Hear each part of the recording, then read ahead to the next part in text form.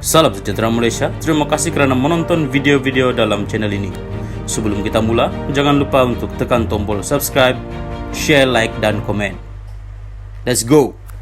Salam sejahtera, salam perpaduan. Berita seterusnya bertajuk Peguam Negara bantah semakan kehakiman beku akaun bersatu. Berita penuh. Peguam Negara mengemukakan bantahan di Mahkamah Tinggi di sini pada Khamis terhadap permohonan Parti Pribumi Bersatu Malaysia Bersatu untuk mendapatkan kebenaran memulakan prosiding semakan kehakiman berhubung tindakan pembekuan akaun bank parti itu. Semakan itu adalah untuk mencabar keputusan Suruhanjaya Pencegahan Rasuah Malaysia terhadap akaun berkenaan. Ketika berhujah di hadapan Hakim Datuk Ahmad Kamal MD Syahid, Peguam Kanan Persekutuan Syamsul Bolo Hassan berkata, perintah pembekuan itu tidak boleh dicabar melalui permohonan semakan kehakiman. Ini kerana, katanya, kuasa untuk mengeluarkan perintah berkenaan adalah salah satu mekanisme siasatan. Menurutnya, agensi penguatkuasaan undang-undang diberi kuasa untuk mengeluarkan perintah untuk membekukan harta seseorang mahupun pihak terlibat, termasuk parti politik, sekiranya memenuhi syarat. Permohonan kebenaran ini perlu ditolak kerana akaun bank itu menjadi asas dalam pertuduhan jenayah. Kami berhujah bahawa dengan memberi kebenaran semakan kehakiman terhadap perintah pembekuan berkenaan akan membawa kepada campur tangan Mahkamah Sivil dalam melaksanakan kuasa penyeliaannya terhadap bidang kuasa Mahkamah Jenayah, katanya. Sekian berita. Salam Malaysia Madani. Salam sejahtera dan salam perpaduan kepada seluruh rakyat Malaysia. Berita panas malam ini dipetik daripada sidang harian bertajuk SPRM dapati Muhammad Nazlan langgar kod etika hakim. Berita penuh. Hakim Mahkamah Rayuan Datuk Muhammad Nazlan Muhammad Ghazali didapati melanggar kod etika hakim dan mempunyai konflik kepentingan ketika mengetuai kes SRC International Sendirian Berhad melibatkan bekas Perdana Menteri Datuk Seri Najib Tun Razak. Perkara itu disahkan Menteri di Jabatan Perdana Menteri, Undang-Undang dan Reformasi Institusi Datuk Seri Azlina Othman Said berdasarkan hasil siasatan Suruhanjaya Pencegahan Rasuah Malaysia terhadap Muhammad Nazlan. Memetik laporan portal berita FMT, Azlina mengesahkan Muhammad Nazlan telah melanggar kod dan mempunyai konflik kepentingan menerusi surat bertarikh 20 Mac kepada Peguam Bela Syafiee & Co.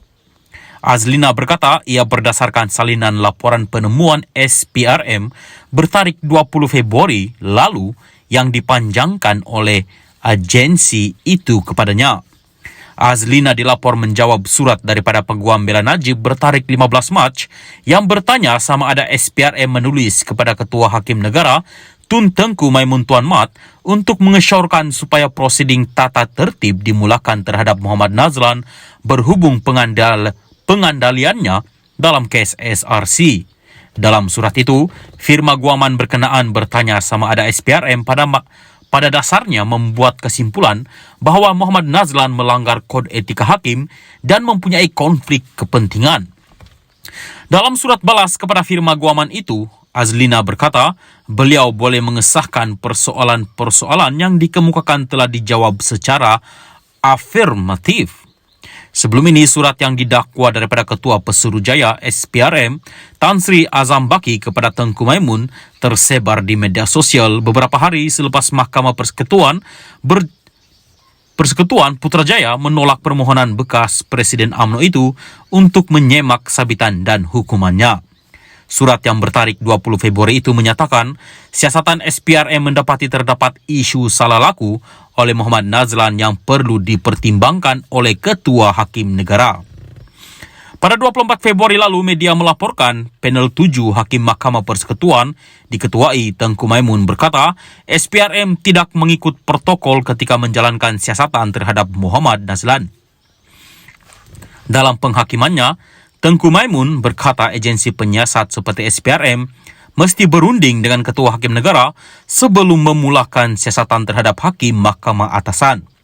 Pada Julai 2020, Muhammad Nazlan yang ketika itu merupakan Hakim Mahkamah Tinggi mendapati Najib bersalah terhadap 7 pertuduhan pecah amanah, menyalahgunakan kuasa dan pengubahan wang haram, dana SRC dan memerintahkannya dipenjara 12 tahun serta denda Rm210 juta ringgit.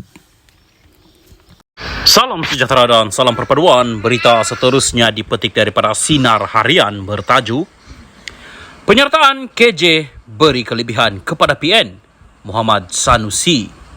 Berita penuh.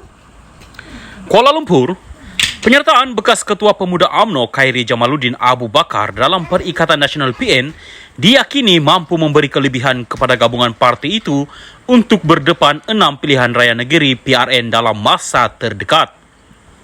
Bagaimanapun, Ketua Pengarah Pilihan Raya PN Datuk Seri Muhammad Sanusi MD Nor berkata, setakat ini belum ada pengesahan bahawa bekas Menteri Kesihatan itu akan menyertai parti berkenaan. Itu hanya spekulasi lagi, tapi insya Allah kalau beliau masuk PN, ia satu kelebihan untuk kita, katanya ringkas ketika diminta mengulas mengenai kabar angin bahawa Khairi akan menyertai PN selepas dipecat daripada UMNO baru-baru ini. Beliau berkata demikian dalam sidang akbar pada Iftar Ramadan kempen dana #ID Turki and Syria anjuran PAS Relief di sini pada Sabtu.